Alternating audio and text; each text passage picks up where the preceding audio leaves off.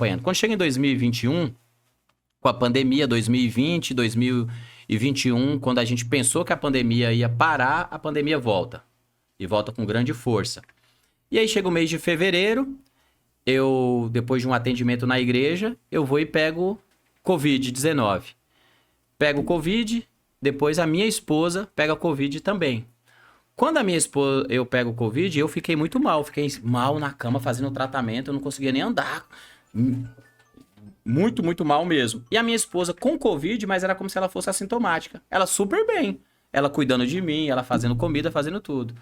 Quando chega na sexta-feira, ela acorda com uma respiração ruim, cansada.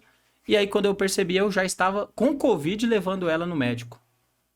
E naquela sexta-feira, ela acabou ficando internada. Não foi para a UTI.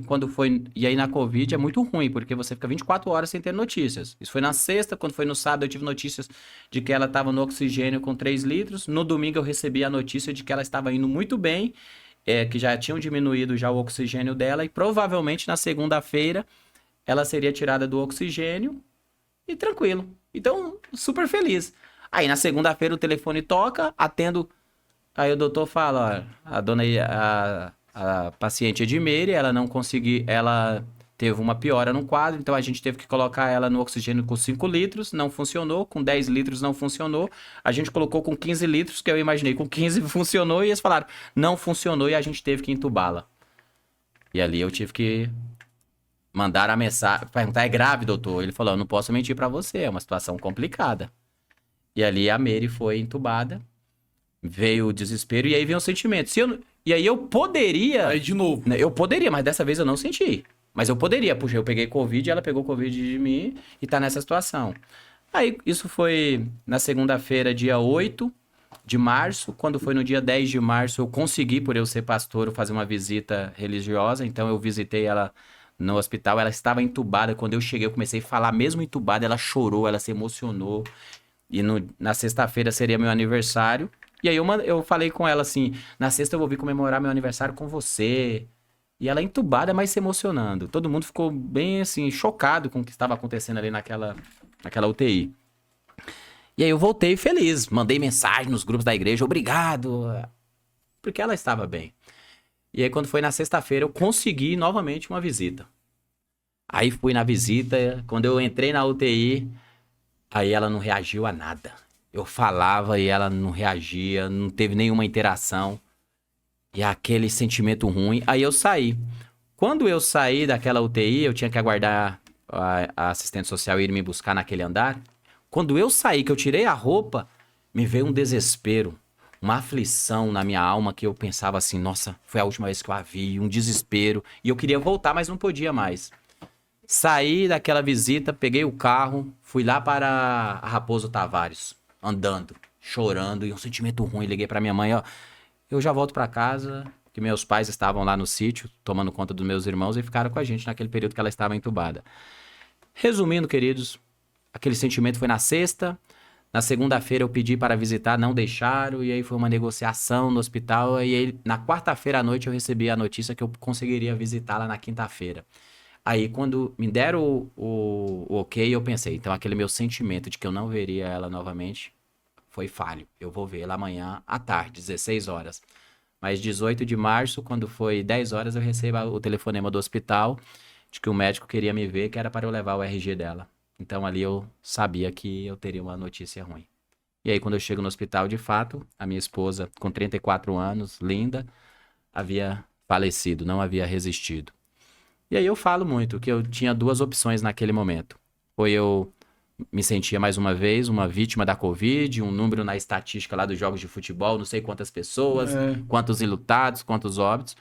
Eu iria me sentir isso, ficaria em cima de uma cama novamente depressivo, ou eu entenderia que Deus tinha um propósito, que não foi a Covid que tirou a vida dela, mas que o propósito dela foi cumprido e ela estava no lugar que um dia eu quero estar também. E foi a segunda opção que eu acreditei. E aí é você voltar para casa, falar com as crianças, e depois, no dia 19, o momento do sepultamento. E aí eu quero fechar todo esse ciclo das coisas negativas que aconteceram, por mais que a morte da Meire, apesar de ser uma perda e nós não fomos criados para perdas, mas eu acredito muito que a Meire cumpriu o propósito dela. Ela foi uma mulher incrível, uma mãe, uma amiga, uma mulher que eu tenho certeza que marcou na vida de cada pessoa que passou por ela. Então, eu já entendi como um cumprimento do propósito, como cada um de nós tem um e um dia vai chegar a nossa vez também. Mas no dia 19, no sepultamento da Meire, que foi no mesmo cemitério do meu irmão, aconteceu algo engraçado. Porque em 2005 nós estávamos com mais de 500 pessoas lá no cemitério e eu desesperado. 2005, quando meu irmão e meu primo morreram afogados. Agora 2006, 2021, no sepultamento da Meire, apenas 10 pessoas pelas regras da Covid. E naquele pequeno número de pessoas, apesar da dor, eu senti uma paz que em 2005 eu não sentia. Por quê? E eu falo que a maior paz que eu senti é porque eu sabia que naquele momento não existia pendências.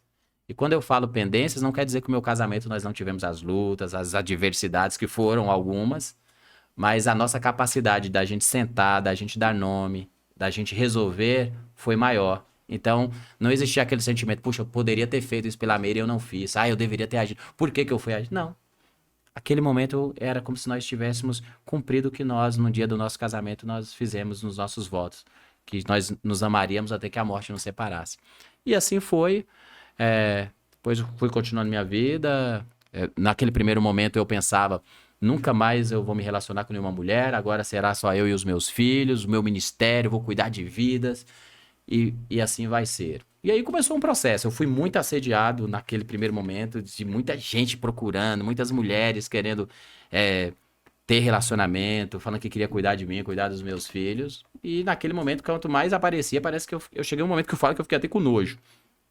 Mas em nenhum momento eu negociei a minha fé, cara. Minha fé foi acreditar. Tem uma passagem de 2 Coríntios 4,16 que fala que os nossos sofrimentos eles são leves e momentâneos. Isso. E aquilo ali eu acreditei que Deus estava ministrando no meu coração. E aí fui seguindo. Quando chega no janeiro de 2022, um momento assim, correndo, eu mudei de casa, comprei uma casa aqui perto de vocês. E todo final de semana eu tinha que levar os meus filhos para casa da minha mãe. E aí naquele momento, uma noite, eu não consegui dormir direito. Na segunda-feira pela manhã eu acordei e eu pensei, eu vou me abrir para um relacionamento. E eu vou pedir que Deus me dê graça para fazer uma escolha certa. E aí, daquele mesmo dia, eu chamei os meus filhos, conversei com eles, falei, papai tá pensando assim, ninguém nunca vai substituir a mamãe, mas nossa família era formada por um tripé. E agora, falta uma parte importante e o que vocês pensam? O meu mais velho olhou e falou, faz sentido, papai. O mais novo, naquele momento, olhou, não, mas você vai namorar com a Edmeire. Eu falei, com a Edmeire não dá mais, filha. A gente conversou e a gente começou a orar. Aí os meus filhos fizeram uma lista.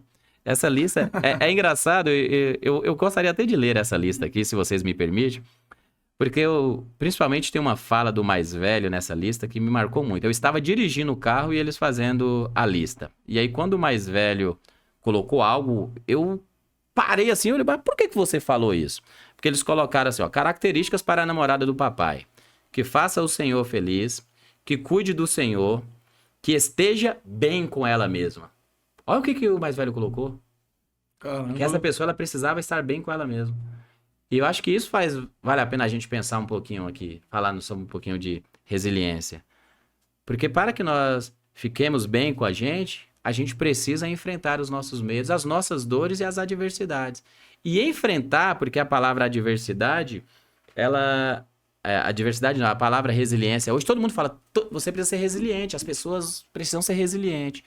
E muitas vezes numa perspectiva de como se a pessoa que é resiliente, ela não passe por lutas. Mas é o contrário, a gente vai passar por dificuldades. Eu não sei quantos de vocês já viram que eles usam muito a figura do bambu para falar de resiliência. Já chegou a ver isso? Não. E é impressionante isso, porque se você pega uma muda de um bambu, se vem uma ventania enorme, vai derrubar aquela muda e vai acabar. Você vai ter que plantar outra muda. Mas o bambu, quando ele cresce e ele está pronto, vem a ventania que foi, o que vai acontecer com o bambu? O bambu vai fazer isso, ele vai se encurvar. Na ventania, mas não quebra, ele volta novamente. Por quê? Ele passou por um processo. E muitas vezes as adversidades na nossa vida é justamente isso que acontece. As perdas, as lutas que a gente passa. Agora, a nossa capacidade de dar nome e de lidar com essas questões. Agora, muitas vezes a gente quer fugir ou a gente pega aquela adversidade como se ali fosse o fim. Então, a questão do luto. Se eu poderia hoje estar em cima de uma cama, como vítima da Covid, e talvez vocês não estariam aqui hoje, ou eu não estaria aqui com certeza, ou vocês falariam até da minha história. Puxa, tem um Jordélio que era o pastor lá da minha igreja. Puxa, na Covid ele perdeu. Um homem que tinha um. Era um homem que estava ali, eu via ele sempre vibrando, mas, puxa, perdeu a esposa, ele tá mal. Tomara que um dia ele se recupere. E talvez isso seria até compreendido, isso seria justificável. Puxa, ele perdeu. Mas a capacidade de você assimilar, de reconhecer, mas de você continuar, isso que vai fazer a diferença na vida de cada um de nós. É não você pegar aquele problema e você ignorá-lo, mas é você dar nome, você encarar e você viver. O luto, uma experiência muito legal. Uma psicóloga veio conversar comigo, não a minha psicóloga, uma outra psicóloga, assim que a Meire faleceu. Agora você tem que ser forte por causa dos seus filhos, eles precisam de você, você tem que fazer dessa forma. Os meninos, você não pode agir dessa forma porque isso pode ter um trauma na vida deles. Eu fiz tudo o contrário. Eu falei para os meus filhos, eu não fui forte por causa deles, eu fui forte por causa de mim mesmo. Eu comecei a dar o nome, eu me coloquei em primeiro lugar. Quando eu tinha vontade de chorar, eu chorava na frente dos meninos. Chorei muitas vezes.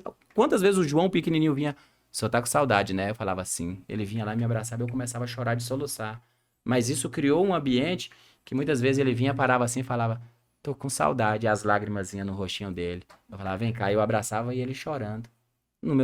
A gente criou um ambiente de acolhimento entre eu e os meus filhos. Agora, se eu quero ser um super-herói, de não chorar na frente deles, eles também eu ia ficar chorando sozinho lá no quarto, muitas vezes para o papai não sofrer, e aí a gente não ia ter um ambiente que a gente tem hoje. Porque eu falo para vocês, queridos, o ambiente que eu tenho na minha casa hoje é extraordinário, porque depois que eu me abro, depois a Leandra, uma missionária, ela é suíça, veio para o Brasil em 2019, ficou um ano nas comunidades lá do Rio de Janeiro servindo. Quando foi em agosto de 2020, ela veio para São Paulo, veio para morar com a gente, morou em casa com a gente, se tornou uma das melhores amigas da Meire. A Leandra conheceu a Meire em 2016 e as duas tiveram uma sintonia muito forte. E aí a Leandra veio em 2020, agosto, depois foi para a Suíça, ficou 3 meses, voltou da Suíça. Quando a Leandra volta, ela preparou uma viagem, ela comprou uma viagem para ela e para a Meire, porque ela falou que a Meire precisava descansar, porque estava sempre cuidando da gente. As duas viajaram juntas em fevereiro de 21, depois que voltaram eu peguei Covid, a Meire pegou Covid de mim e morreu. E aí a gente ficou esse processo todo.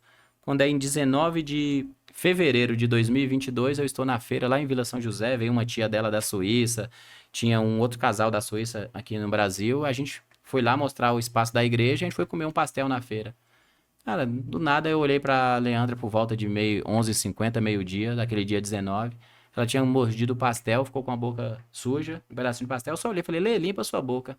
Mas parece que naquela hora que eu falei, Lê, limpa a sua boca, foi quando você vai... Meu Deus. Ali mudou tudo dentro de mim. Naquele momento eu sabia que eu ia me casar com ela.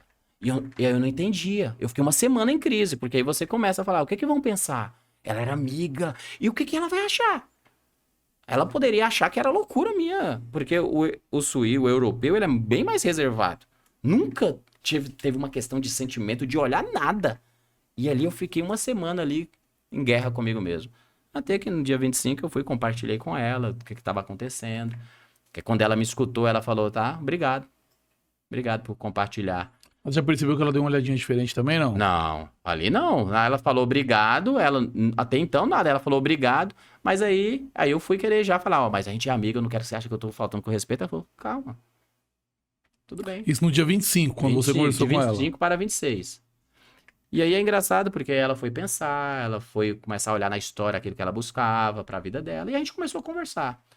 Resumindo tudo, quando foi em março eu viajei, ela foi junto, eu fui para a Áustria, ela foi para a Suíça, depois voltei para a Suíça, conheci os pais dela, chamei o Ivênia, que era o pastor junto comigo, falei para ele antes da viagem que estava acontecendo um sentimento no meu coração, conversei com o pastor Jonas, e aí quando eu volto de viagem eu assumo o relacionamento, quando é em 10 de dezembro de 2022 eu me casei no civil aqui, me casei lá na Suíça, na neve, parecia um conto de fadas, com os meus filhos lá comigo.